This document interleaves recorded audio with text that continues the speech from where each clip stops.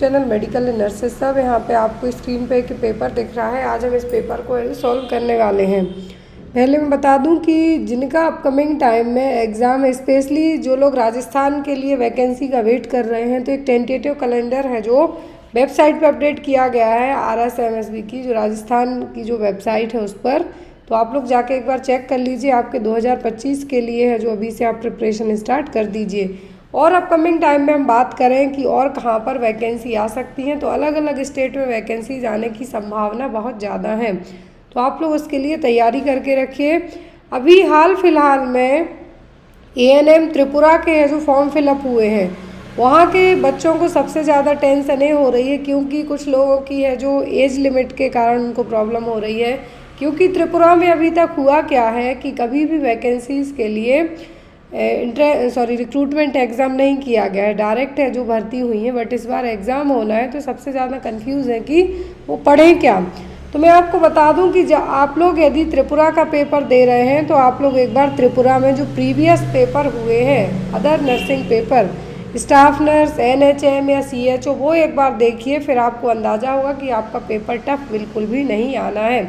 त्रिपुरा का पेपर सबसे best as per और सिलेबस, तो आपके सिलेबस के हिसाब से चैनल पर है जो बहुत सारी क्लासेस ऑलरेडी अपडेट की गई हैं, इसलिए मैं अलग से अभी नई क्लासेस ऐड नहीं कर रही हूँ। और जो आपका सिलेबस है, उस सिलेबस के अकॉर्डिंग आपको पूरी चीज़ें बता दी जाएंगी, और आपको कौन सी क्लास है जो देखनी है, तो वो भी आप देख सकते हैं। अब बात करें बुक्स की कि आप कौन सी बुक से त्रिपुरा के लिए तैयारी कर सकते हैं।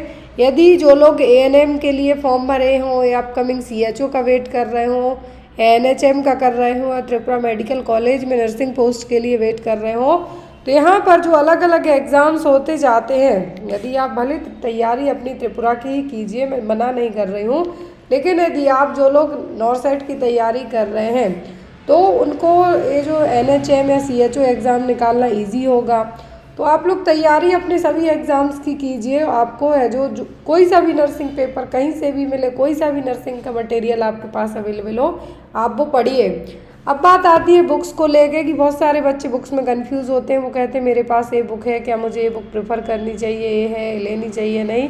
वो मैं आपके ऊपर छोड़ती हूँ, वो आपकी चॉइस है कि आपके पास कौन सी बुक है और किस बुक से आप पढ़ रहे हैं। क्योंकि एज अ टीचर मैं आपको वही गाइड करूँगी जो आपके लिए अच्छा होगा। तो मैं हमेशा आपको एक चीज़ गाइड करती हूँ, आप मेरे 10-100 क्लास जितनी क्लास देखनी हो देख सकते हैं प्रीवियस, कि आप लोग कोई सा भी एग्ज़ाम देते हो, आपको थ्योरी एक बार तो पढ़नी ही पढ़नी। क्योंकि थ्योरी में आपको होता क्या है कि अंडरलाइन जो भी चीज़ें आपको जो MCQ बेस्ड थ्योरी में से ही बनते हैं, डायरेक्ट ना मैं उठा के बना दूँगी ना कोई और टीचर की। थ्योरी मजबूत होगी तो आपको MCQ सॉल्व करना बहुत ही ईजी होगा। लेट्स से यहाँ पे आपको स्क्रीन पे एक क्वेश्चन दिए गए हैं। जैसे आपको क्वेश्चन नंबर देखिए, यहाँ पर स्मॉल पॉक्स का दिया गया है, और नीचे दिया गया है कि जो हेल्थ सेंटर है फर्स्ट है, जो कब किसने दिया था ये कॉन्सेप्ट। तो इस तरीके से आपको जब आप थ्योरी पढ़ेंगे हेल्थ के रिगार्डिंग, तो आपको ये सब क्वेश्चन है जो सॉल्व हो जाएंगे। तो एज़ पर दैट आप लोग कमेंट ज़रूर करना कि जो अपकमिंग क्लासेस होंगी, क्या आपको इस तरीके की थ्योरी बेस्ड क्लासेस चाहिए हैं। तो मैं आपको टाइम निकाल के 45 मिनट 1 आवर की क्लासेस थ्योरी बेस्ड लेना चाहती हूँ। लेकिन अभी तक हमने चैनल पर थ्योरी बेस्ड क्लासेस बहुत ही कम की हैं, तो आपके जो रिव्यू है वो ज़्यादा इम्पॉर्टेंट है। क्लियर। तो आज चलिए हम इस पेपर को सॉल्व करते हैं। और आफ्टर दैट कल है आपका 22 अक्टूबर, और कल मॉर्निंग से आपकी मॉर्निंग 6 o'clock से आपकी है जो क्लासेस रहने वाली हैं 6 to 8। कोशिश करूँगी कि 6 to 8 डेली टाइमिंग फिक्स कर दी जाए। तो आपकी 6 to 8 है जो क्लासेस रहेंगी, या 6 से 8 के बीच में आपकी क्लासेस है जो हो सकती हैं। तो आप लोग क्लास को ज़रूर ज्वाइन करना। और जो लोग त्रिपुरा या अदर स्टेट NHM या CHO एग्ज़ाम दे रहे हैं, तो जो भी लोग बुक्स ऑर्डर करना चाहते हैं, आप लोग ऑर्डर कर सकते हैं। बुक आपको बेंगलोर से भेजी जाएंगी। फ्लिपकार्ट से करना चाहते हैं तो फ्लिपकार्ट से कैश ऑन डिलीवरी आपको ऑप्शन अवेलेबल है, जिसमें भी आप कंफर्टेबल हो उस मोड से आप बुक को ऑर्डर कर सकते हैं। 2 बुक्स अभी आ गई हैं, तीसरी आने में आपको थोड़ा सा टाइम लग रहा है, क्योंकि जो 3rd बुक है वो ANM की रहेगी। बट ANM के लिए है तो वहाँ पर आपको पूरा हिंदी इंग्लिश में जो आपके ऑफिशियल पेपर्स आते हैं उस तरीके से उसको अरेंज किया जा रहा है, इसलिए थोड़ा सा डिले हो रहा है, बट वो भी बहुत जल्दी आ जाएगी। तो यहाँ पर जो क्वेश्चन आपको दिए गए हैं, welcome back to our YouTube channel medical and nurses सब। आज हम बात करेंगे NHM क्वेश्चन पेपर की, जो कि रिसेंट में हुआ था। तो जो भी लोग चैनल पर नए हैं प्लीज़ चैनल को सब्सक्राइब करके बेल आइकॉन बटन को ज़रूर प्रेस करें। और आज के पेपर की खास बात यह है कि ये पेपर का जो लेवल है आपके हर एक स्टेट के, पर्टिकुलर स्टेट का मैं आपको नहीं कहूँगी, लेकिन जिनका भी NHM GNM पोस्ट के लिए, ANM पोस्ट के लिए एग्ज़ाम, वो लोग इस पेपर को ज़रूर देखना। पूरे पेपर में most of the one liner question है और ऐसे क्वेश्चन है कि जो आपको अलग अलग स्टेट वाइज रिपीट भी हुए हैं। तो पूरी क्लास में एंड तक बने रहें। आपको पूरे इस पेपर में 100 क्वेश्चन रहेंगे। फॉर्मेट पूरा इंग्लिश का रहेगा, लेकिन लैंग्वेज बहुत ही अच्छी है। और जो भी लोग अभी तक ऐप पर जाकर नहीं जुड़े हैं प्लीज़ ऐप पे जाके आप लोग डाउनलोड कीजिए। चैलेंज क्विज आपको फ्री ऑफ कॉस्ट कर दिए हैं ताकि आपको कोई भी चार्ज पे ना करना पड़े। फ्री ऑफ कॉस्ट आपको इसलिए है कि आपके लिए बहुत सारे प्लेटफॉर्म हैं जहाँ पे आपको MCQ क्विज का भी है जो अमाउंट पे करना होता है, बट PDF का आपको चार्ज लगेगा, लेकिन बाकी आप चैलेंज क्विज है जो फ्री खेल सकते हैं। और भी आपको, और जो ऐप है हमारी सेम नाम से, मेडिकल एंड नर्सेज हब के नाम से प्ले स्टोर पर सेम लोगो लगा हुआ है। तो यहाँ पर पूरी जो आपके जितने भी एग्ज़ाम्स होते हैं, चाहे NHM के लिए हो, CHO का हो, GMC का हो या फिर नॉर्सेट का हो, तो ऑल ओवर सभी टाइप की PDF, रेलवे की PDF, सभी आपको PDF फॉर्मेट में मटेरियल ऐप पे अवेलेबल हो जाएगा। और जो भी लोग अपकमिंग टाइम में UPPSC का एग्ज़ाम दे रहे हैं स्टाफ नर्स के लिए, उनके लिए भी पेपर ऐड कर दिए गए हैं। ऐप पे जाके आप लोग प्लीज़ परचेस कर सकते हैं। प्राइस इतनी मिनिमल है कि आप यदि 1 साल की मेंबरशिप लेते हैं तो आपको ऐप पर जितना भी मटेरियल अवेलेबल है वो आपको 1000 में पूरे 1 साल तक का एक्सेस मिल जाएगा। 999 रुपये आपको चार्ज लगेगा वहाँ पर, तो पूरे 1 साल का एक्सेस रहेगा। आप सभी PDF डाउनलोड करके पढ़ सकते हैं, प्रिंट आउट निकलवा सकते हैं। और जो भी लोग 6 महीने का मेंबरशिप लेते हैं तो वो भी ले सकते हैं। तो आप प्लीज़ ऐप को जाके एक बार ओपन कीजिए। तो पूरा पेपर बहुत ही अच्छा है। तो यहाँ पर जो क्वेश्चन दिए गए हैं वो बहुत ही अच्छे क्वेश्चन है, पूरे 100 क्वेश्चन है। तो चलिए स्टार्ट करते हैं हम। अब ये 1920 में, तो यहाँ पर आपका आंसर क्या होगा? Option number D, Henry Dunant ने स्थापना की थी। और इंडियन रेड क्रॉस सोसाइटी की यदि स्थापना पूछें तो कब हुई है? 1920 में। नेक्स्ट है यहाँ पर, और यदि इंडियन रेड क्रॉस सोसाइटी के फाउंडर पूछें, ओनली रेड क्रॉस सोसाइटी के फाउंडर पूछें तो हेनरी डुनांट, लेकिन इंडियन रेड क्रॉस सोसाइटी के यदि फाउंडर पूछे जाते हैं आपसे तो वो थे सर क्लाउड हिल। कौन थे? सर क्लाउड हिल। नेक्स्ट है यहाँ पर question, placing people's health in people's hand is the principle of which health scheme. तो पीपल्स, आपकी हेल्थ आपके खुद के हाथों में है, ये प्रिंसिपल किस हेल्थ स्कीम का है? रूरल का, अर्बन का, ट्राइबल का, कि ऑल ऑफ दी अबव का? तो ये कौन सी स्कीम का प्रिंसिपल है कि आपकी हेल्थ आपके खुद के हाथों में है? रेड क्रॉस सोसाइटी की स्थापना किसने की है? कब हुई थी? 1938, 1910, 1942 या फिर 1920? तो रेड क्रॉस सोसाइटी की स्थापना की किसने थी? हेनरी डुनांट ने। लेकिन यदि आपको पूछा है कि इसकी स्थापना की कब गई है तो कब हुई थी इसकी स्थापना? इसकी स्थापना हुई थी 1920 में, 1920 में। आंसर होगा आपका क्या? Rural scheme. According to official answer की यदि हम जाते हैं तो इसका आंसर दिया गया है rural scheme. Next one, the ratio of incidence of the disease और death among exposed and the incidence of non exposed is termed as. तो यहाँ पर रेशियो कहा है किसी भी डिसीज़ के इंसिडेंस का, जो नए केस आए हैं उनका, कि डिसीज और डेथ है, जो एक्सपोज हो गए हैं उनका और जो नॉन एक्सपोज्ड है उनका। तो यहाँ पर क्या टर्म यूज़ किया जाएगा इसके लिए? Attack rate, incidence rate, relative risk या फिर एट्रीब्यूटेबल रिस्क। तो ये क्या कहलाएगा? ये कहलाएगा रिलेटिव रिस्क, जिसमें जो ऑलरेडी पहले से अफेक्टेड है और जो नॉन एक्सपोज्ड पर्सन है, उन दोनों का इंसिडेंस रेशियो आता है निकल के क्या? Relative risk. Next one, eradication of small pox was declared in April by the International Commission in the year। तो स्मॉल पॉक्स का एरेडिकेशन कब कंफर्म किया गया था? 1984 में, 1977 में, 1989 की नन ऑफ दी अबव? तो यहाँ पर ये कब कंफर्म किया गया था? स्मॉल पॉक्स को एरेडिकेट कब माना गया था? तो ये हुआ था 1977 में। कब? 1977 में। Next one, the concept of health centre was first mooted in 1925। तो हेल्थ सेंटर का जो कॉन्सेप्ट है, क्या है, हेल्थ सेंटर का जो कॉन्सेप्ट है पहली बार किसने दिया था 1920 में? लॉर्ड डाउन ने, जॉन डे, मैकमोहन या फिर विंस्लो? किसने दिया था? हेल्थ सेंटर का जो कॉन्सेप्ट है 1920 में, 1920 में दिया गया था ये कॉन्सेप्ट। तो ये किसने दिया था? ये कॉन्सेप्ट दिया था किसने? लॉर्ड डाउसन ने। किसने? लॉर्ड डाउसन ने। नेक्स्ट है यहाँ पर आपका question, committee on basic health services. तो कौन सी कमेटी है बेसिक हेल्थ सर्विसेज के लिए? मुदलियार, करतार सिंह, चड्डा या फिर मुखर्जी? तो आपको कमेटी से एक ना एक क्वेश्चन एग्जाम में आते हैं, या तो इनका दूसरा नाम पूछा जाता है, या फिर आशा वर्कर किस कमेटी के थ्रू इंट्रोड्यूस करवाई गई, एएनएम वर्कर, या फिर पीएससी सेंटर है किस कम्युनिटी के थ्रू आए हैं। तो वैसे ही यहाँ पर क्वेश्चन है कौन सी कमेटी को बेसिक हेल्थ सर्विसेज के लिए लाया गया था?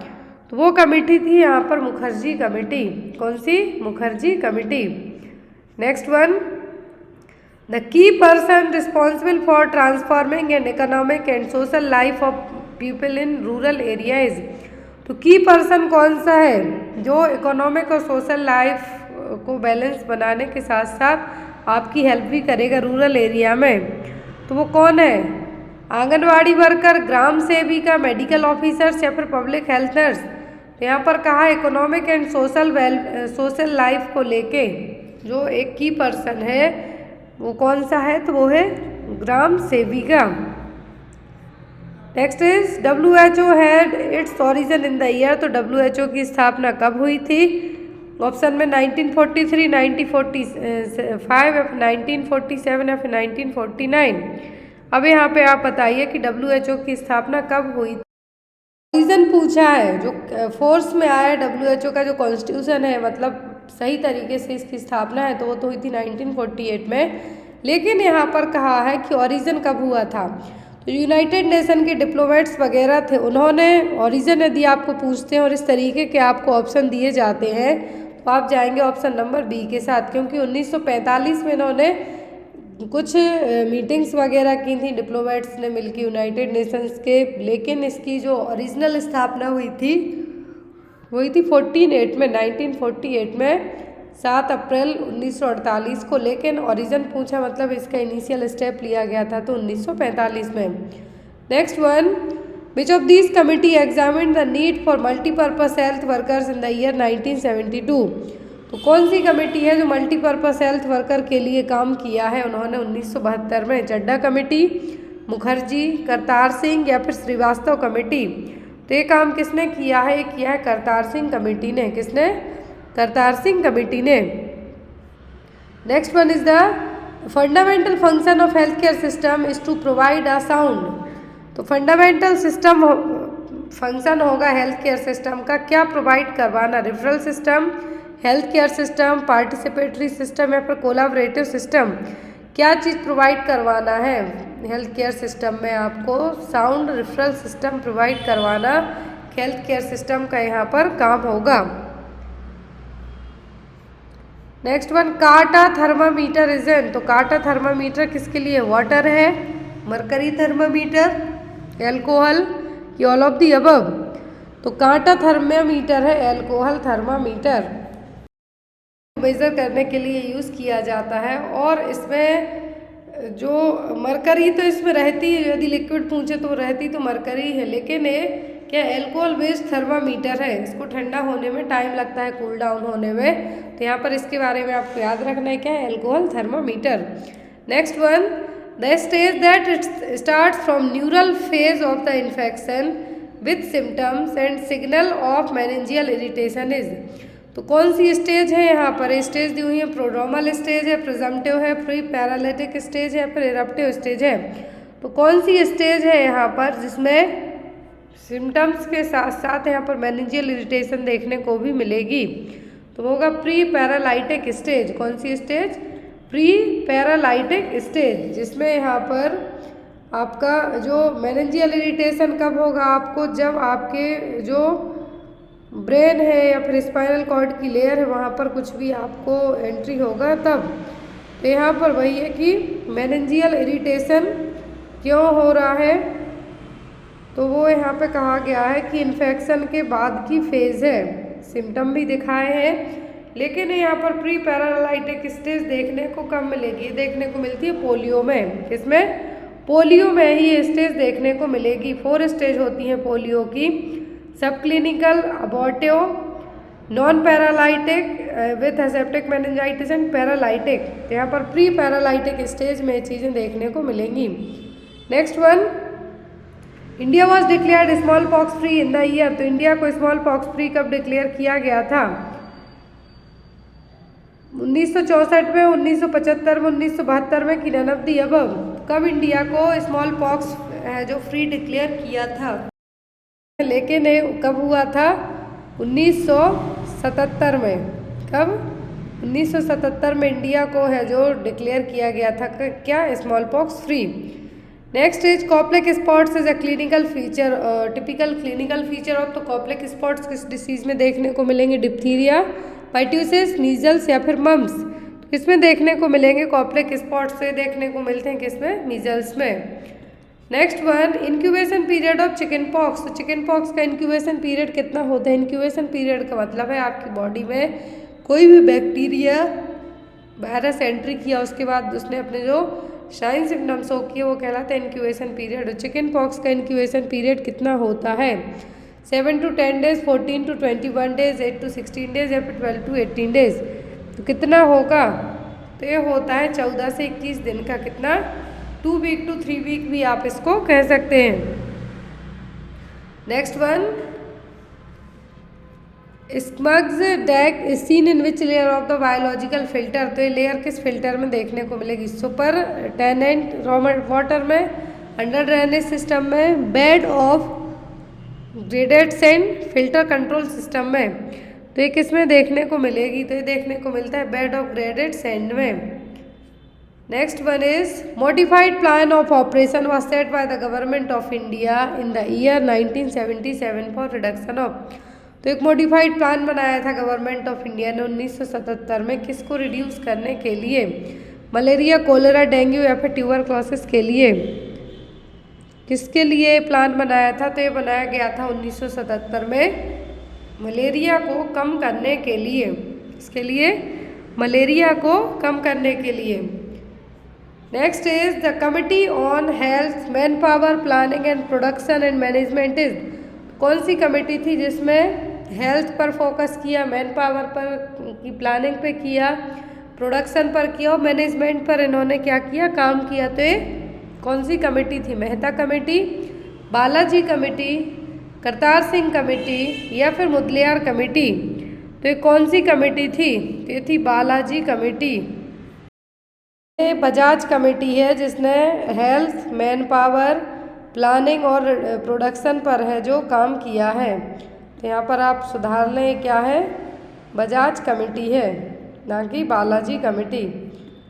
Next one is grid chamber in which type of modern sewage treatment plan. Grid chamber है कौन से मॉडर्न सीवेज ट्रीटमेंट प्लान में यूज़ किए जाते हैं? तो क्या है? प्राइमरी, सेकेंडरी, टर्सरी की ऑल ऑफ दी अबव। तो ये कौन से हैं? तो ये यहाँ पर primary chamber, grid chamber modern sewage treatment plant के लिए किस टाइप के चैम्बर हैं? तो ये हैं primary. Next one, the ratio between the incidence among exposed with ratio of non exposed is called. तो अभी हमने इसको पहले भी पढ़ा कि जो एक्सपोज्ड पर्सन का रेशियो, नॉन एक्सपोज्ड पर्सन के बीच का जो रेशियो है वो क्या कहलाता है? Relative risk, attributive risk, exposure risk की अटैक रिस्क। ये क्या कहलाता है? Relative risk. एक ही क्वेश्चन 2 बार रिपीट हुआ है इस पेपर में। नेक्स्ट वन है chicken pox is caused bye. Chicken pox का कॉजेटिव एजेंट क्या है? ऑप्शन में है यहाँ पर साल्मोनेला, रोटावायरस, न्यूमोकोका या फिर वेरिसेला जूस्टर। चिकन पॉक्स का कॉजेटिव एजेंट यहाँ पे क्या है? Varicella zoster virus. Next one is all the given congenital heart disease are acyanotic except. 2 तरीके के हार्ट डिफेक्ट होते हैं, एक होता है साइनोटिक, दूसरा होता है असाइनोटिक। यहाँ पर कहा है कंजेनाइटल, असाइनोटिक सभी हैं किसी एक को छोड़कर। Ventricular septal defect, atrial septal defect, patent ductus arteriosus या फिर ट्राइकस्पिड एट्रेसिया। तो यहाँ पर क्या है जो कि साइनोटिक है ना कि असाइनोटिक है।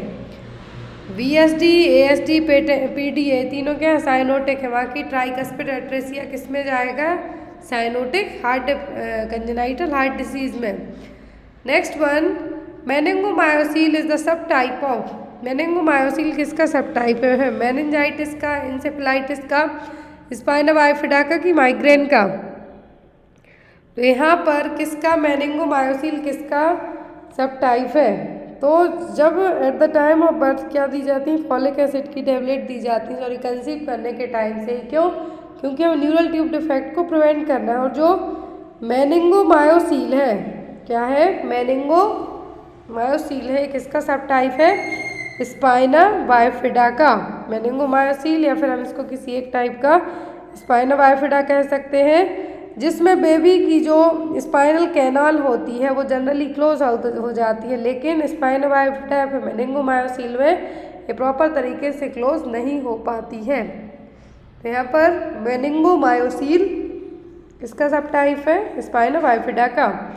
Next one, ventriculoperitoneal shunt drains. तो BP जो वेंट्रिकुलोपेरिटोनियल शंटिंग है ये किसको ड्रेन करने में यूज़ की जाती है, प्लाज्मा को, ब्लड को, CSF को कि सीरम को।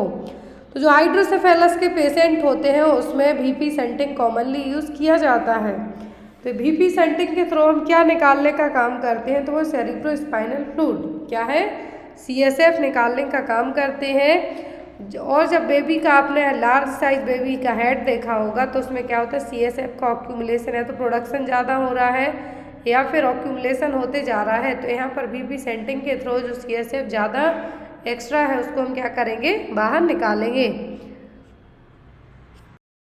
Cretinism is caused bye deficiency of which of these hormone. तो क्रेटिनिज्म किस हार्मोन की कमी से होता है, पिट्यूटरी, थायराइड, एड्रिनल या फिर पैराथायरॉइड। तो सबको पता है क्रेटिनिज्म होता है थायराइड हार्मोन की कमी के कारण।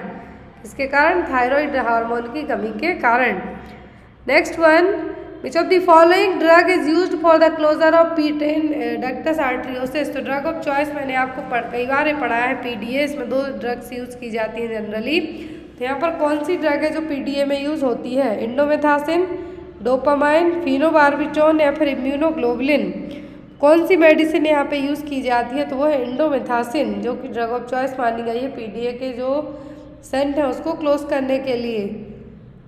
Next one, thrombocytopenia is a condition where there is, thrombocytopenia जो कंडीशन है ये किस में होगी, increase number of platelets, decrease number of platelets, no production of platelets या फिर नन ऑफ द अबव। तो कोई भी चीज़ में जब एपनिया वर्ड जुड़ जाता है दैट मीन्स क्या हो रहा है, यहाँ पर कमी ही हो रही है। और थ्रोम्बोसाइट्स का मतलब क्या होता है, प्लेटलेट्स। तो थ्रोम्बोसाइटोपनिया का मतलब क्या होगा, डिक्रीज नंबर ऑफ प्लेटलेट्स, जो प्लेटलेट्स की नंबरिंग है वो क्या हो रही है, घट रही है। Next one, site of lesion in poliomyelitis. तो पोलियोमाइलाइटिस में कहाँ पर लीजन्स देखने को मिलेंगे, peripheral horn of spinal cord, dorsal horn of spinal cord, all muscles, ventral horn of spinal cord. तो कहाँ पर पोलियोमाइलाइटिस की जो साइट है आपको किस तरीके के लीजन्स देखने को मिलेंगे, तो देखने को मिलेंगे आपको ventral horn of spinal cord, क्या है, ventral horn of spinal cord. Next one, total lung capacity in a newborn. तो न्यूबॉर्न बेबी की टोटल लंग कैपेसिटी कितनी होती है, 500 ml, 150 ml, 150 ml या 350 ml। लंग कैपेसिटी पहुंची है न्यूबॉर्न बेबी की, जो नवजात बच्चा है उसकी लंग कैपेसिटी कितनी होगी। एक नवजात बच्चे की जो लंग कैपेसिटी होती है वो होती है जनरली 150 ml और 150 ml। Number 30, colour codes used in IMNCI। IMNCI में क्या कलर कोड है जो यूज़ किया जाता है, ऑप्शन में है pink, green, yellow, blue, black and green, green, black and red या फिर रेड, एस एंड ऑरेंज। तो IMNCI में integrated management neonatal childhood illness में जो कलर कोड यूज़ होता है वो होता है पिंक अर्जेंट रेफरल के लिए, येलो OPD ट्रीटमेंट के लिए, और green colour home based treatment के लिए। सो अकॉर्डिंग टू दैट आपका आंसर क्या होगा, pink, green and yellow. Next है यहाँ पर आपका question, newborn baby may have black mark on the lower back और बॉटम नोन एज। मैंने आपको कई बार एक इमेज दिखाई है, न्यूबॉर्न बेबी के बैक साइड में कुछ स्पॉट्स रहेंगे ब्लैक ब्लूइश टाइप के, तो क्या कहलाते हैं? कॉप्लेक, मंगोलियन, कारपोसी या फिर ब्लाइंड स्पॉट। तो ये कहलाते हैं मंगोलियन स्पॉट्स। क्या कहलाते हैं? Mongolian spot. Next one, Hirschsprung's disease is also called as. तो हिरस्प्रिंग्स डिसीज को और हम क्या कहते हैं? जिसमें गैंग्लियोनिक सेल्स क्या रहेंगी? एब्सेंट रहती हैं। अगैंग्लियोनिक कोलोन, अगैंग्लियोनिक मीजोकोलोन, अगैंग्लियोनिक माइक्रोकोलोन या फिर अगैंग्लियोनिक मेगाकोलोन। तो यहाँ पर आपका आंसर क्या होगा? तो आपका आंसर होगा ऑप्शन नंबर डी। क्या कहते हैं? हिरस्प्रिंग्स डिसीज को हम अगैंग्लियोनिक मेगाकोलोन, क्योंकि इसमें जो सेल्स हैं क्या रहेंगी? गैंग्लियोनिक सेल्स एब्सेंट रहेंगी, इसी के कारण इसको क्या कहते हैं? Ganglionic megacolon. Next one, in Babinski reflex the movement of great toy undergoes. Babinski reflex में जो मूवमेंट है टॉय के, कहाँ जाएंगे? डॉर्सीफ्लेक्सन वे में, dorsi extension, dorsi flexion, plantar flexion या फिर प्लांटर एक्सटेंशन में किस वे में जाएंगे? तो ये जाएंगे डॉर्सी फ्लेक्सन वे में। किस में? डॉर्सी फ्लेक्सन वे में। Next one is the most commonly seen anaemia in children. तो बच्चों में सबसे कॉमन एनीमिया कौन सा देखने को मिलेगा? Haemolytic, sickle cell, iron deficiency या फिर पर्नीशियस एनीमिया। बच्चों में कौन सा एनीमिया कॉमनली देखने को मिलेगा? तो वो होता है आयरन डेफिशिएंसी एनीमिया, आयरन की कमी के कारण होने वाला anaemia. Next one, all are the example of combined vaccine except. तो सभी कंबाइंड वैक्सीन का एग्जाम्पल है किसी एक को छोड़कर। डीपीटी है, एमएमआर है, डीटीटी है, लेकिन बीसीजी नहीं है। क्या है? बैसिलाई कालमेटी ग्यूरिन एक अलग वैक्सीन है जो टीबी से प्रिवेंट करने के लिए दी जाएगी, तो कंबाइंड वैक्सीन की कैटेगरी में नहीं आएगा। क्या? बीसीजी। बाकी डीपीटी में डिप्थीरिया, परtussis, टिटनस है, मीजल, मम्स, रूबेला है और डीटीटी है। Next one, macrosomia means. तो मैक्रोसोमिया का मतलब क्या होगा? Baby with large head, baby with large legs, baby with large size या फिर बेबी विथ लार्ज कोलोन। तो मैक्रोसोमिया का मतलब क्या होगा? तो इसका मतलब होता है बेबी विथ लार्ज साइज, बड़ी साइज का बेबी होना। वो या तो 4 kg से अब भी चला जाएगा 5 kg तक। तो यहाँ पर मैक्रोसोमिया का मतलब क्या होगा? Baby with large size. Next one is the at birth baby may have thick cheese like covering and it's called as. At the time of birth baby की पूरी बॉडी पे चीज लाइक सब्सटेंस कवर करके रखता है, वो क्या कहलाता है? मेकोनियम को तो फर्स्ट पासिंग स्टूल कहेंगे हम। फिर आता है मिलिया, जो छोटे छोटे दाने टाइप से होंगे वो हो गए। लेनियो को बेबी की बॉडी पे जो टिनी फाइनी हेयर होते हैं वो हो गए। फिर आता है वर्निक सेजोसा। तो बेबी की बॉडी पर चीज टाइप का जो सब्सटेंस कवर करके रखता है बेबी को क्या कहलाता है? वर्निक सेजोसा। Next one is the abnormal accumulation of cerebrospinal fluid in the intracranial space is called।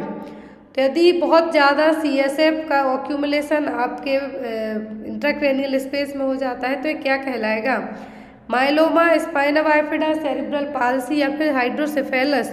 तो स्टार्टिंग में ही मैंने बताया था कि जिन बच्चों की हेड की साइज है जो बड़ी होती है उनमें क्या होगा? CSF का accumulation होने लगता है। यहाँ पर कहा है कि यदि एबनॉर्मल तरीके से सेरिब्रोस्पाइनल फ्लूइड ऑक्यूमुलेट होने लगता है इंट्राक्रेनियल स्पेस में, तो ये चीज़ क्या कहलाएगी? ये कहलाएगी hydrocephalus. Next is as per Erik Erikson stage of development a child takes decision at the age of. तो एरिक एरिक्सन की डेवलपमेंटल स्टेज के अकॉर्डिंग बच्चे अपना खुद का डिसीजन कब लेना स्टार्ट कर देते हैं? 3 ईयर मतलब टोडलर, 5 ईयर मतलब प्री स्कूलर, 7 ईयर मतलब स्कूल गोइंग, 9 ईयर मतलब school going children.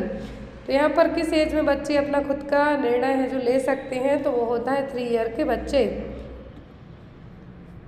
Next one, formation of tight seal of the infants lip around the nipples and the sufficient portion of the surrounding areola is called. तो कौन सी process पूरी कहलाती है? Kangaroo care, rooming in, breast feeding या फिर latching on. Question ध्यान से देखिए क्योंकि 2 यहाँ पर कंफ्यूजिंग पॉइंट आपको दिए हुए हैं।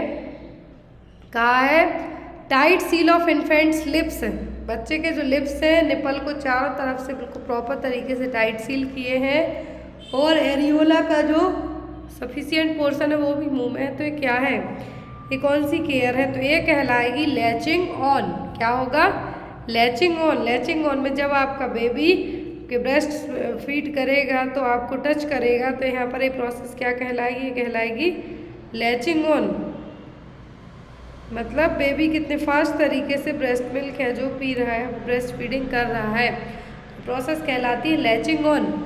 Next one is haloperidol is an. तो हेलोपेरिडोल क्या है, कौन सी ड्रग है, anti psychiatric, anti stabiliser, anti depressant या फिर एंटी कन्वर्सिव ड्रग। कौन सी ड्रग में आएगा हेलोपेरिडोल, तो ये आएगा एंटी साइकेट्रिक ड्रग में।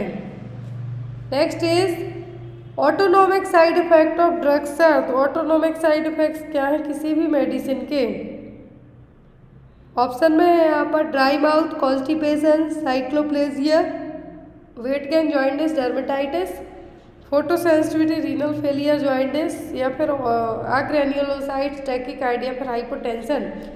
ऑटोनोमिक साइड इफेक्ट की बात हो रही है किसी भी ड्रग के, तो ड्राई माउथ होगा, कॉन्स्टिपेशन होगा और साइक्लोप्लेजिया होगा। अब आता है यहाँ पर कि साइक्लोप्लेजिया है क्या, क्या है, साइक्लोप्लेजिया ऐसी कंडीशन है जिसमें मसल्स, स्पेशली आँखों की मसल्स में पैरालिसिस होने के साथ साथ आपके देखने का जो विजन की क्षमता है वो भी जा सकती है। तो ऑटोनोमिक साइड इफेक्ट क्या होंगे किसी भी ड्रग के, ड्राई माउथ, कॉन्स्टिपेशन और cycloplegia. Next one, a patient has been taking lithium carbonate for his hypomania, which taking this drug which mineral should be recommended in adequate quantities. Exam में question आता है कि यदि किसी person को lithium carbonate हम देते हैं, हाइपोमेनिया को ट्रीट कर रहे हैं, तो किन चीज़ों से आप उसको दूर रखेंगे, या फिर कौन सा मिनरल ज़्यादा देंगे, सोडियम देंगे, आयरन देंगे, आयोडीन देंगे कि कैल्शियम देंगे, कौन सा मिनरल है जो ज़्यादा दिया जाएगा, आंसर दीजिए आप लोग इसका। लिथियम कार्बोनेट दिया जाता है तो आपको चेक करने के लिए कहा जाता है कि पर्सन में लिथियम टॉक्सिटी होने के चांसेस बहुत ही जल्दी रहेंगे। पर्सन को हाइपोमेनिया है, हाइपोमेनिया को यदि आप ट्रीट कर रहे हैं लिथियम कार्बोनेट से, तो यहाँ पर आप कौन सा मिनरल है जो चेक करते रहेंगे, वो होगा आपका सोडियम। क्या होगा, सोडियम, क्योंकि मोस्टली जो लिथियम हो गया या फिर वाल्प्रेट एजेंट हो गया, जितने भी एंटीसाइकोटिक्स ड्रग हैं जिसमें लिथियम हो गया, आपका वाल्प्रेट हो गया, हेलोपेरिडोल हो गया, इन सभी में आपको कौन सा मिनरल चेक करते रहना है, वो है सोडियम, क्योंकि यही आपके ब्लड प्रेशर लेवल को, किडनी को, सभी चीज़ों को अफेक्ट करेगा, इसीलिए इसको क्या करते रहना है, चेक करते रहना है। Next one, which of the following defence mechanism is commonly used by OCD patient. तो ऑब्सेसिव कंपल्सिव पेशेंट के डिसऑर्डर है, ओसीडी का मरीज है, कौन सी मेथड है जो अपना, कौन सी mechanism, defence mechanism generally use करता है, सब्लिमेशन, प्रोजेक्शन, डिनाइल या फिर अनडूइंग। कौन सी मेथड अपनाता है यदि पर्सन ओसीडी से सफ़र कर रहा है, तो वो क्या है, अनडूइंग। क्या होगा, अनडूइंग। बार बार उसको लगेगा कि मेरे हाथ गंदे हैं तो जाके हाथ धुलना स्टार्ट कर देगा। ओसीडी के मरीज की हम बात कर रहे हैं, उसको लगेगा कि गेट खुले तो नहीं है, बार बार वो सोचेगा फिर जाके लगाएगा।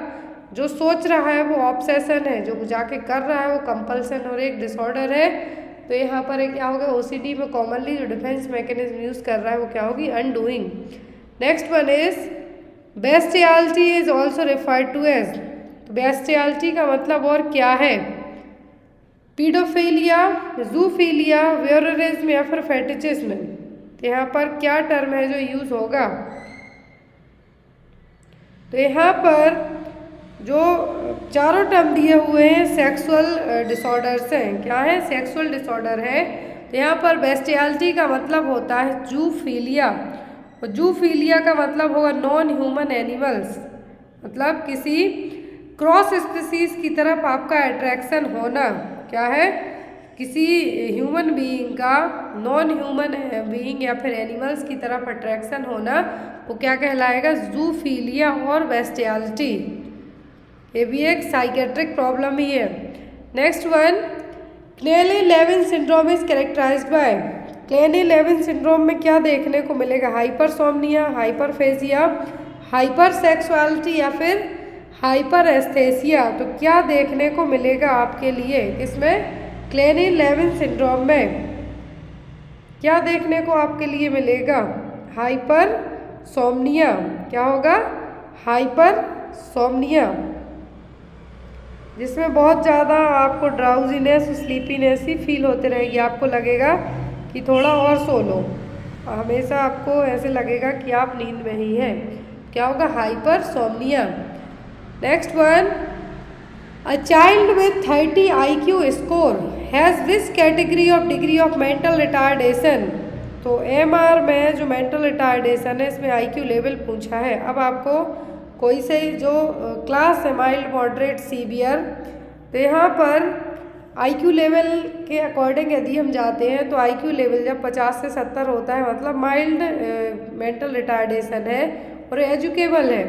फिर आता है 35 से 49 मतलब मॉडरेट है, ट्रेनेबल है। फिर आता है सीवियर जिसमें 20 से 34 होगी। लास्ट आता है प्रोफाउंड लेस देन 20 जिसमें पर्सन के लिए हॉस्पिटलाइज करने की ज़रूरत होगी प्रोफाउंड में। माइल्ड, मॉडरेट, ट्रीटेबल है। सीवियर यदि होता है 20 से 34 IQ रेंज जाती है आपकी, मतलब पर्सन डिपेंडेंट है, उससे और कम जाती तो प्रोफाउंड मतलब पर्सन को एडमिशन की ज़रूरत है हॉस्पिटल में। लेकिन यहाँ पर कहा है कि यदि किसी बच्चे का IQ स्कोर कितना है, 30 है, तो ये कौन सी मेंटल रिटार्डेशन में आएगा। मैंने जस्ट अभी आपको पूरी कैटेगरी बता दी है।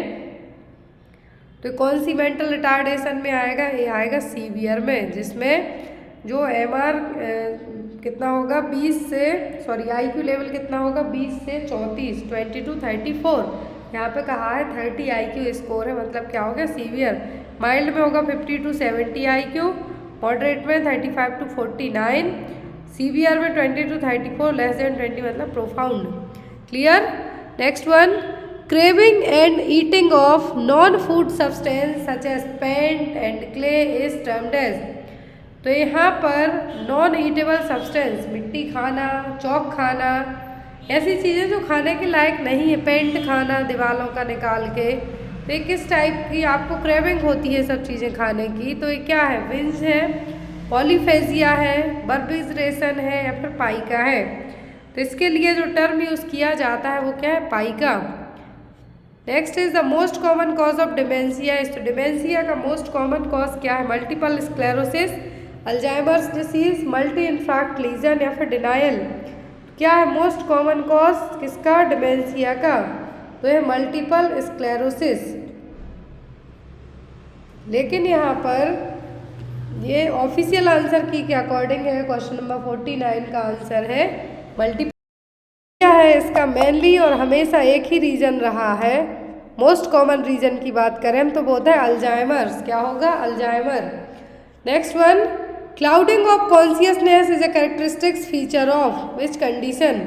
क्लाउडिंग ऑफ कॉन्शियसनेस किसका फीचर है? सीजोफेनिया का है, डिमेंशिया का है, हिस्ट्रिया का है कि डेलीरियम का है? ये किसका फीचर है? तो ये डेलीरियम का, clouding of consciousness. Next one is general adaptation syndrome is a response to.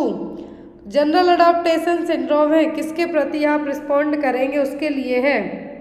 Option में है poor intelligence, wrong person, stress या फिर पुअर न्यूट्रिशन। तो यहाँ पर जनरल अडॉप्टेशन सिंड्रोम क्या है?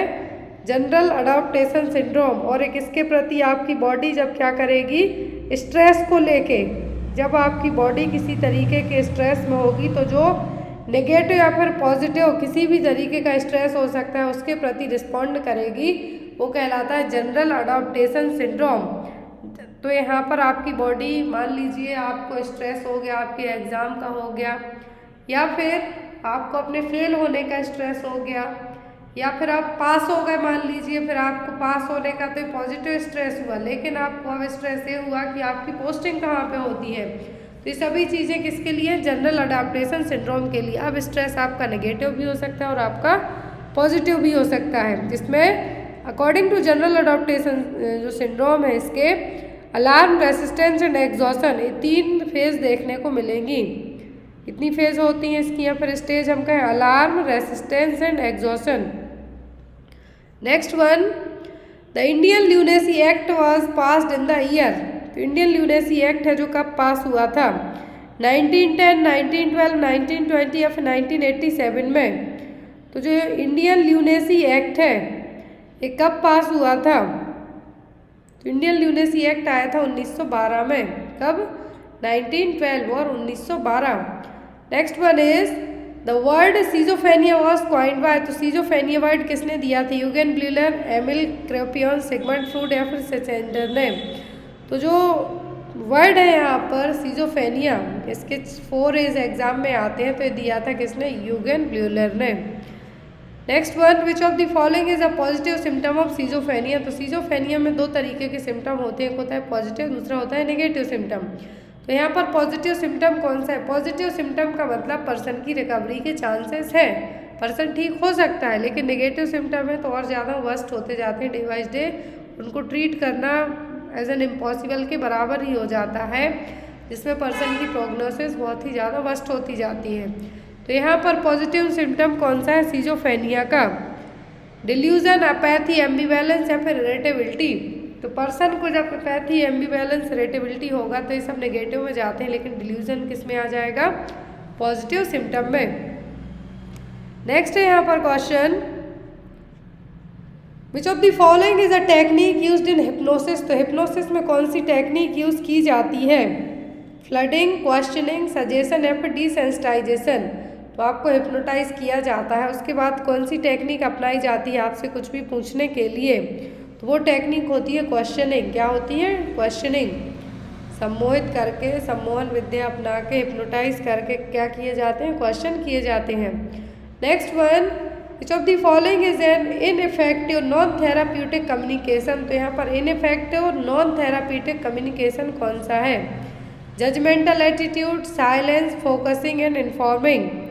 तो यहाँ पर नॉन थेराप्यूटिक और इनइफेक्टिव कम्युनिकेशन है जो वो जजमेंटल एटीट्यूड। कभी भी यदि आप कोई कम्युनिकेशन कर रहे हैं, स्पेशली नॉन थेराप्यूटिक की बात हो रही है यहाँ पर, मतलब जो पेशेंट और डॉक्टर या नर्स के बीच नहीं है, यदि इस टाइप का होता है तो वो कहलाता है थेराप्यूटिक। लेकिन नॉन थेराप्यूटिक कम्युनिकेशन की यदि बात की जाती है तो वो जजमेंटल एटीट्यूड। बाकी साइलेंस, फोकसिंग, इन्फॉर्मिंग, लिसनिंग, ये सब क्या है? थेराप्यूटिक कम्युनिकेशन है। Next one, which of the following is a barrier to therapeutic communication, तो क्या है जो बैरियर का काम करेगा थेराप्यूटिक कम्युनिकेशन के बीच में? लिसनिंग, गिविंग एडवाइस, फोकसिंग या फिर रेस्टेटिंग। तो वो होगा यहाँ पर आपका एडवाइस देना। लिसनिंग तो एक बहुत ही अच्छी चीज़ है, फोकस करना, रेस्टेटिंग करना, लेकिन एडवाइस करना ये क्या हो जाएगा? बैरियर की बात हो रही है। क्या है जो बीच में प्रॉब्लम क्रिएट करेगा? तो वो किसी को एडवाइस देना। Next one is the part of the brain that regulates higher level of cognitive function is, तो ब्रेन का कौन सा पार्ट है जो सबसे ज़्यादा लेवल पर कॉग्निटिव फंक्शंस को रेगुलेट करता है? सेरिबेलम, सेरिब्रम, लिम्बिक सिस्टम या फिर नन ऑफ द अबव। तो कौन सा पार्ट है जो हायर लेवल पे कॉग्निटिव फंक्शंस को कंट्रोल करने का काम करता है? आपके सोचने, समझने, बोलने, इन सभी चीज़ों में आपकी हेल्प करता है कॉग्निटिव फंक्शन में, परसेप्शन में, वो क्या है? Cerebrum. Next one is all of the following are components of MSR except, तो यहाँ पर एमएसआर के सभी कंपोनेंट्स हैं किसी एक को छोड़कर।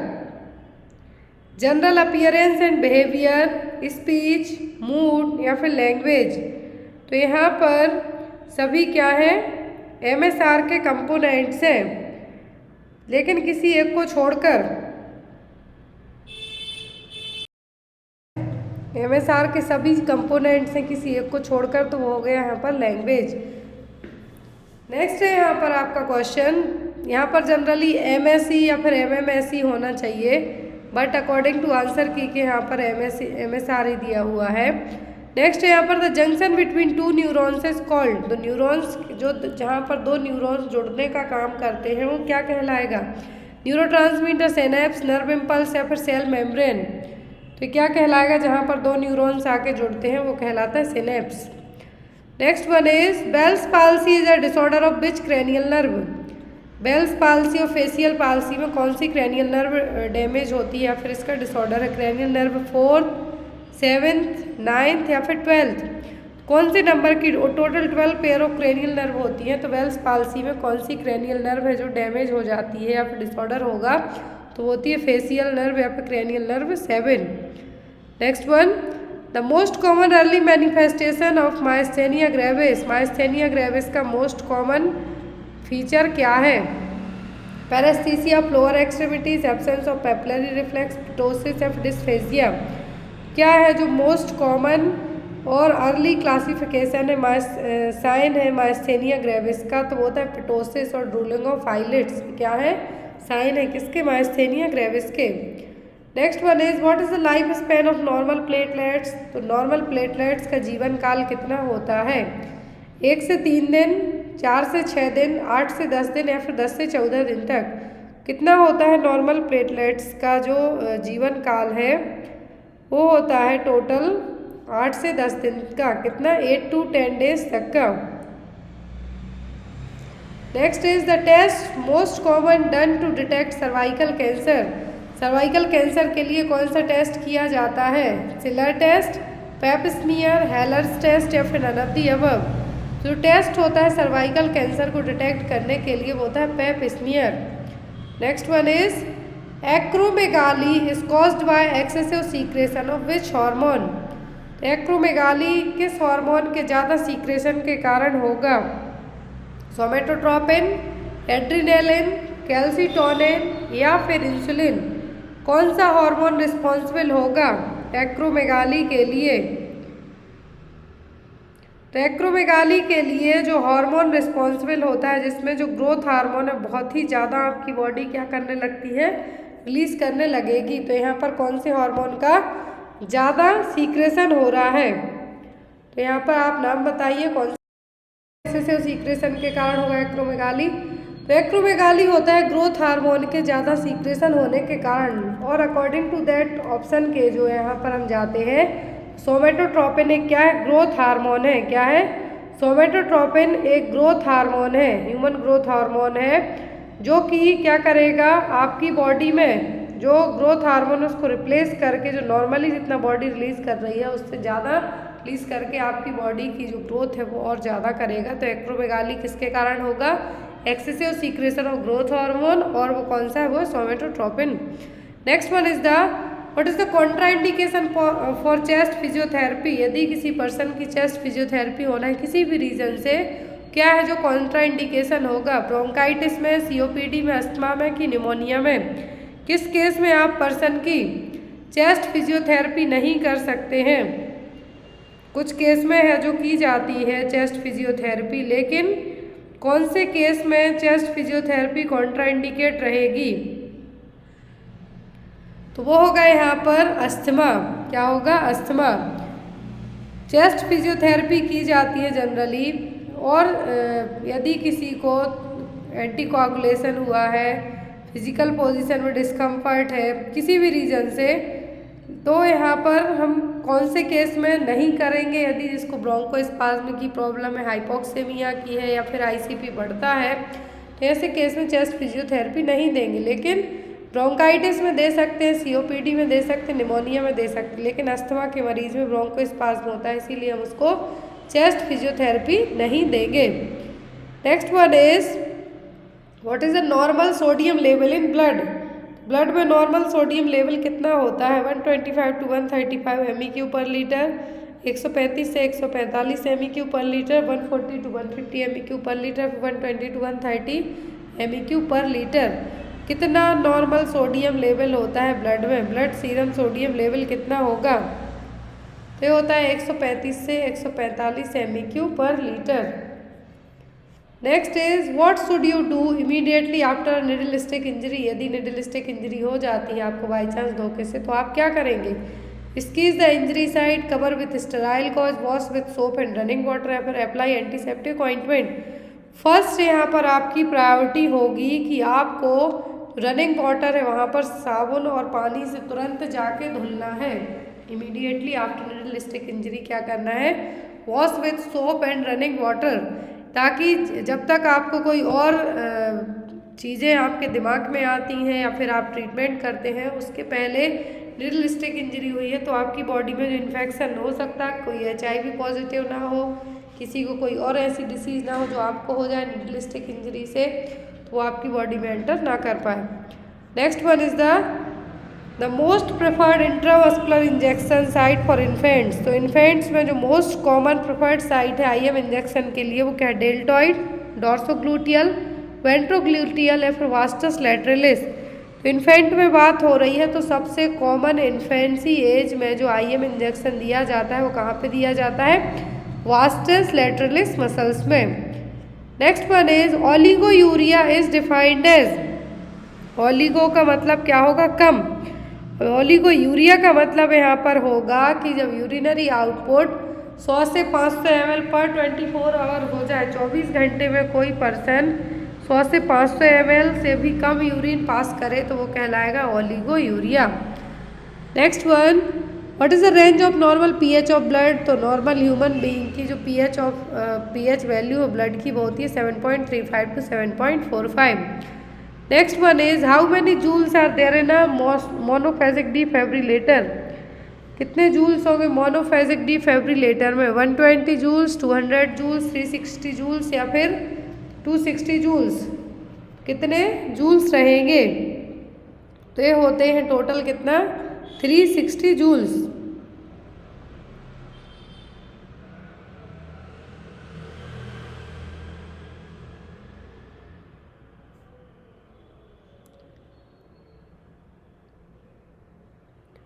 नेक्स्ट वन है यहाँ पर, which of the following clinical sign is not for classic presentation of shock? कौन सा है जो क्लासिक प्रेजेंटेशन नहीं है शॉक का? क्लैमी स्किन, थ्रेडी पल्स, हाइपोटेंशन या फिर हाइपरटेंशन? तो हमेशा शॉक के पर्सन यदि किसी पर्सन को शॉक होता है तो हाइपोवोलेमिया होता है तो उसमें आपको हाइपोटेंशन देखने को मिलेगा, उसका बीपी नहीं बढ़ेगा। ये यहाँ पर क्लासिकल प्रेजेंटेशन नहीं है शॉक का। क्लैमी स्किन होगी, थ्रेडी पल्स होगी, हाइपोटेंशन होगा, बीपी लो होगा लेकिन हाइपरटेंशन देखने को नहीं मिलेगा। तो इसीलिए यहाँ पर आपका आंसर क्या होगा? Hypertension. Next one is what is the position to treat shock? Shock के पर्सन के लिए हम कौन सी पोजीशन देंगे? सिम्स, डॉर्सल, ट्रेंडलाइनबर्ग या फिर लिथोटोमी? तो जो पोजीशन हम देते हैं कौन सी देंगे? वो होगी Trendelenburg position. Next one, the most widely use technique of communication in laryngeal cancer is? तो लैरेंजियल कैंसर के पर्सन में यदि आपको क्या करना है, कम्युनिकेट करना है उससे, तो कौन सी टेक्निक से कर सकते हैं? Oesophageal speech, electrical larynx speech, tracheo oesophageal puncture या फिर ऑल ऑफ दी अबव? तो यहाँ पर क्या करके आप पर्सन से कम्युनिकेट कर सकते हैं? तो वो tracheo oesophageal puncture. Next one, the most conclusive diagnostic study for Crohn's disease? तो क्रॉन्स डिसीज में कौन सी डायग्नोस्टिक स्टडी है जो यूज़ की जाएगी कि पता करें कि क्रॉन्स डिसीज है या नहीं? Stool examination, barium study of gastrointestinal tract, serum chemistry या फिर एब्डोमिनल एक्सरे? अब जिनको पता होगा कि क्रॉन्स डिसीज है क्या है, क्रॉन्स डिसीज है क्या, जब तो आप बता पाएंगे कि इसके लिए हम क्या कैसे टेस्ट करेंगे, कौन सा टेस्ट करेंगे? स्टूल का एग्जामिनेशन कर देंगे कि वेरियम स्टडी करेंगे जीआई ट्रैक्ट की, कि सीरम केमिस्ट्री करेंगे, कि एब्डोमिनल एक्सरे करेंगे? तो क्रॉन्स डिसीज को हम कहते हैं इलियलाइटिस या फिर इलियटिस। क्या है? इलियटिस। जो क्रॉनिक इन्फ्लामेटरी बाउल डिसीज है जिसमें आपकी इंटेस्टाइन की जो इनर लाइनिंग है डाइजेस्टिव ट्रैक्ट की वो अफेक्ट होगी। तो जब यहाँ पर क्रॉन्स डिसीज हुई है, इन्फ्लामेटरी बाउल डिसीज जिसको हम कहेंगे, तो यहाँ पर आपका जो बाउल पार्ट है जिसमें आपकी इंटेस्टाइन कवर होंगी उसकी बैरियम स्टडी करके आप पता कर सकते हैं। तो यहाँ पर इसीलिए आपका आंसर क्या होगा? Barium study of gastrointestinal tract. Clear? Next one is the commonest side effect of thrombolytic therapy is? यदि किसी पर्सन को थ्रोम्बोलाइटिक थेरेपी दी जा रही है, थ्रोम्बोलाइटिक ड्रग्स दी जा रही हैं, तो यहाँ पर उसके क्या साइड इफ़ेक्ट होंगे? Acute renal failure, bleeding, metabolic abnormalities, compartment syndrome. Thrombolytic therapy या फिर थ्रोम्बोलाइटिक एजेंट और फाइब्रोलाइटिक एजेंट क्यों दिए जाते हैं? ब्लड क्लॉट को तोड़ने के लिए ब्लड वेसल्स के अंदर ही। मान लीजिए यदि किसी पर्सन की अंदर जो क्लॉट है, किसी भी प्रॉब्लम के कारण क्लॉट का फॉर्मेशन हुआ है, तो उसको तोड़ने के लिए आपने थ्रोम्बोलाइटिक या फिर फाइब्रोलाइटिक एजेंट दिए। लाइटिक का मतलब होता है तोड़ने के लिए, थ्रोम्बस का मतलब होता है क्लॉट। अब उस थ्रोम्बस और क्लॉट को तोड़ने के लिए थ्रोम्बोलाइटिक एजेंट दिए आपने, तो कुछ ना कुछ साइड इफेक्ट तो बॉडी भी शो करेगी। तो क्या होगा? वो होगी ब्लीडिंग। क्या होगी? ब्लीडिंग। क्योंकि आपने उन्हीं क्लॉट्स को तोड़ने के लिए मेडिसिन दी है, तो अब आपकी बॉडी कुछ रिएक्ट करेगी, तो वो क्या होंगे लक्षण, होगा bleeding. Next one, which of the following are physiological outcomes of immobility. तो हेमोबिलिटी के फिजियोलॉजिकल आउटकम्स क्या हैं? Increased metabolism, reduced cardiac workload, decreased lung expansion या फिर डिक्रीज्ड ऑक्सीजन डिमांड। तो आउटकम क्या होंगे फिजियोलॉजिकल इमोबिलिटी के? तो ये होंगे आपका decrease lung expansion. Next is when obtaining a wound culture to determine the presence of a wound infection from where should the specimen be taken. तो यदि किसी को कोई वुंड है, घाव है, तो अब आपको पता करना है कि कोई इन्फेक्शन तो नहीं बन रहा है उस वुंड में, तो आप स्पेसिमेन कहाँ से कलेक्ट करेंगे? नेक्रोटिक टिश्यू से, वुंड ड्रेनेज से, वुंड सर्कमफ्रेंस से या फिर क्लीन वुंड से।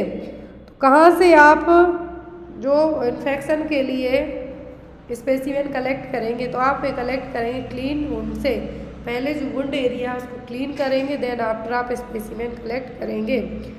Next one, the nurse evaluates which laboratory values to assess a patient potential for wound healing. Wound healing में एज अ नर्स आप कौन सी लैब वैल्यू के लिए चेक करेंगे यदि कोई बढ़ी हुई है? तो fluid status, potassium, lipids, nitrogen balance, किसके लिए आप चेक करेंगे? तो वो होगा आपका fluid status. Next one, Bartholin glands are presented. एक क्वेश्चन एग्जाम में हमेशा आया है, 2-3 बार से तो कंटिन्यूअस आ रहा है। बार्थोलिन ग्लैंड्स तो होती कहाँ पर है? Posterior region of the labia majora, the perineum, the bladder या फिर नन ऑफ द अबव। जो बार्थोलिन ग्लैंड होती है, ये वेजाइना के दोनों साइड एक एक ग्लैंड रहेगी। तो यहाँ पर इसके लिए हम क्या कह सकते हैं? Posterior region of the labia majora. ये क्या करेंगी? लुब्रिकेशन का काम करेंगी। जो वहाँ पर जो भी मटेरियल रिलीज करेंगी जिसके कारण क्या हो, लुब्रिकेशन है जो बना रहे, उसके लिए बार्थोलिन ग्लैंड रिलीज करेंगी। तो यहाँ पर दोनों साइड कहाँ पर होंगी? Posterior region of the labia majora. Next one, the nervous system of the foetus is formed from the. तो जो फीटस है उसका नर्वस सिस्टम किससे बनेगा? एक्टोडर्म सेल से, मेसोडर्म से, एंडोडर्म से कि एमनियन से? किससे बनेगा? तो ये बनता है किससे? एक्टोडर्म से। Next one, ductus arteriosus is functionally closed. तो डक्टस एंटेरियोसिस है जो फंक्शनली कब क्लोज हो जाता है? ये सभी क्या है? ये जो न्यूबॉर्न बेबी में आफ्टर डिलीवरी के बाद क्लोज होने वाले, फिजियोलॉजिकली तो पहले ही बंद हो जाएंगे, लेकिन फंक्शनली कब बंद होंगे? After birth, 12 hour after birth, after 1 week of age या फिर आफ्टर 1 मंथ ऑफ एज। तो डक्टस आर्टरियोसिस है जो कब फंक्शनली भी क्लोज होगा? तो ये होता है जनरली आफ्टर बर्थ के बाद ही। कब? आफ्टर बर्थ के बाद। Next one, placenta is formed by the fusion of the. तो प्लेसेंटा किसके थ्रू बनेगा? ट्रोफोब्लास्ट एंड डेसिडुआ बैसिलस से, Korean leave and decidua vera, villi and parametrium and amnion and Korean. तो यहाँ पर प्लेसेंटा किससे बनेगा? ट्रोफोब्लास्ट सेल्स और डेसिडुआ बैसिलस से। डेसिडुआ कब कहा जाता है? प्रेगनेंसी में जो एंडोमेट्रियम है उसको क्या कहते हैं? डेसिडुआ। तो डेसिडुआ बैसिलस और ट्रोफोब्लास्ट से मिलके प्लेसेंटा का फॉर्मेशन होगा।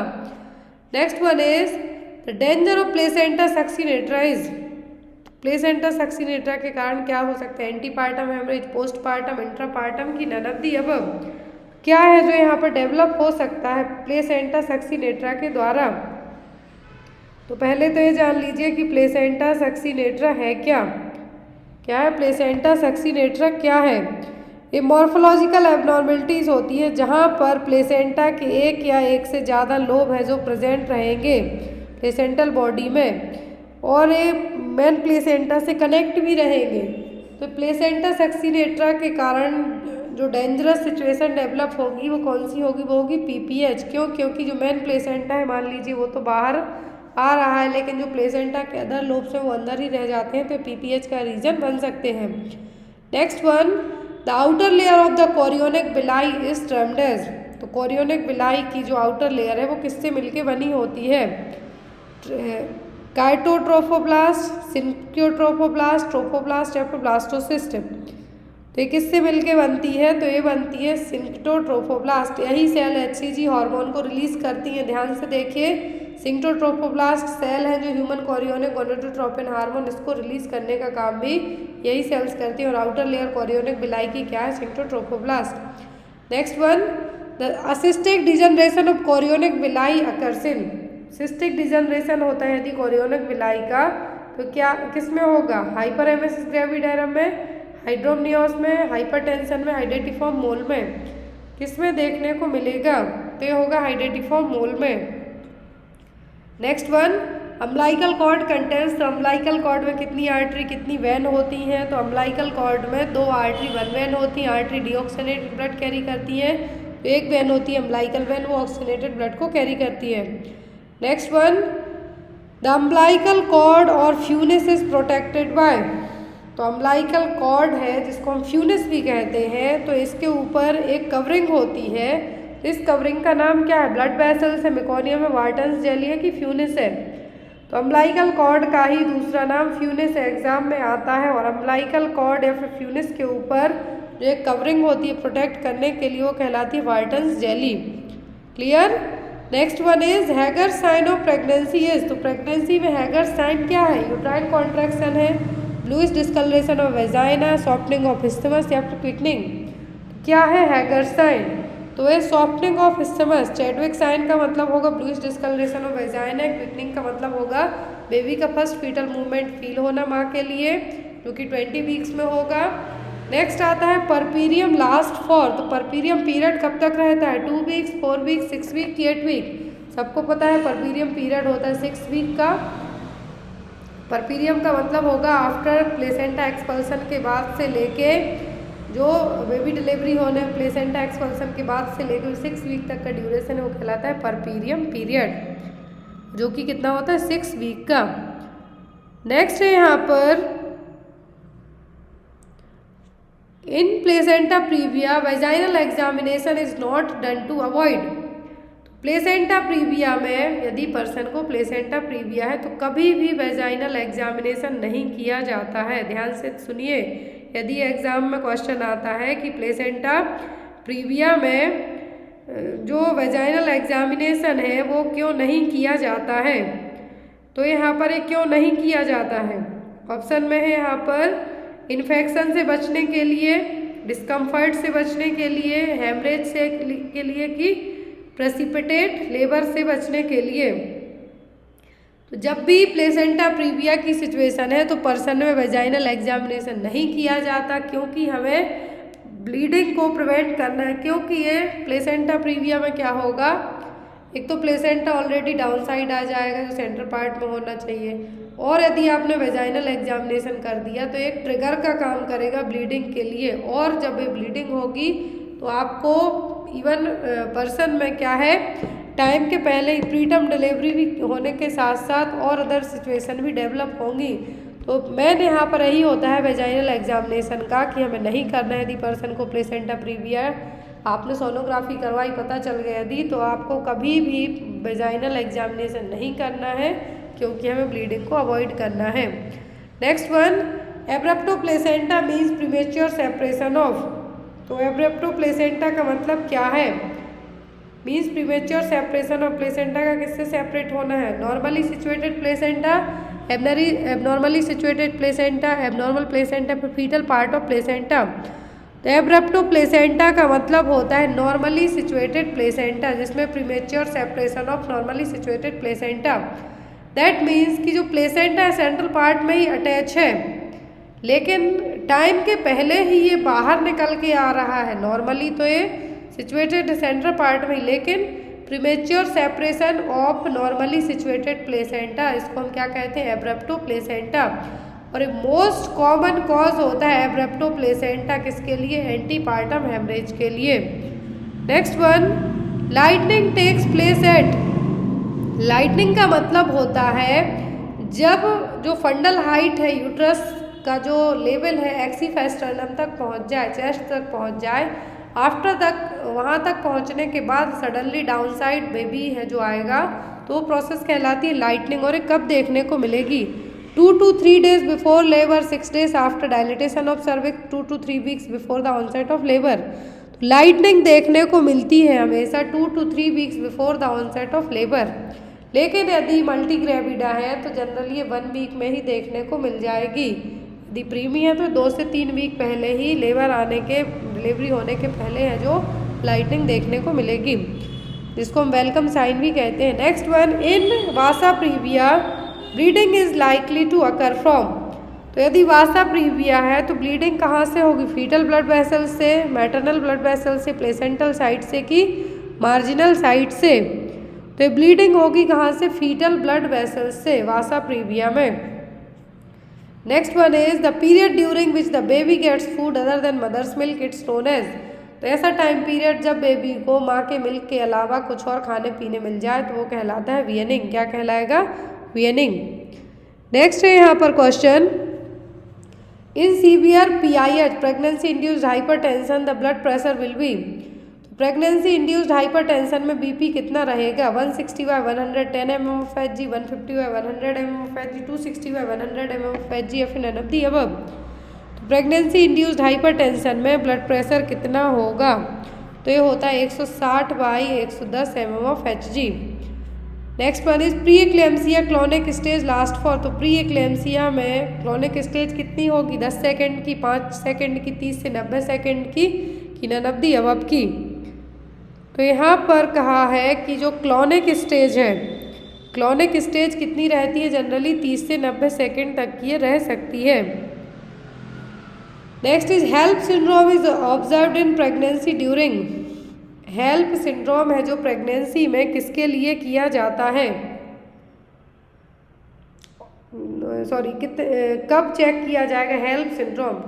20 से 24 week, 28 to 30 weeks, 26 to 40 weeks या फिर none of the above। तो कब है जो इसको हम पता करेंगे हेल्प सिंड्रोम को? अब यहाँ पर आपको जब हेल्प का, ये आपकी मदद करने वाली हेल्प नहीं है, ये है आपका haemolysis, elevated liver enzyme and low platelets count. तो यहाँ पर ये चेक करेंगे कब? आप 26 से 40 वीक की प्रेगनेंसी में। Last one, Burns Marshall technique is use to deliver the. तो यहाँ पर जो बर्स मार्शल टेक्निक है ये किसको डिलीवर करने के लिए यूज़ की जाती है? Placenta, leg, after coming head या फिर हेड? तो बर्न मार्शल मेथड यूज़ की जाती है जब ब्रीच प्रेजेंटेशन हो, hang bye its weight until the nap of the neck. जब हेड बाहर आ रहा हो लेकिन तब भी फंस रहा हो तब बर्न मार्शल टेक्निक है जो अपनाई जाती है। क्लियर? तो यहाँ पर ये थे पूरे 100 MCQs। आई होप आपको क्लास आज की अच्छी लगी हो। Thank you for watching us. Bye bye, take care. आप लोग अपनी तैयारी अच्छे से रखिए। अभी रिसेंट में RML का एग्ज़ाम पोस्टपोन हुआ है, लेकिन आपको अभी भी अपनी तैयारी कंटिन्यू करके रखना है, चाहे आप कोई सा भी एग्ज़ाम दे रहे हो। Thank you, bye bye.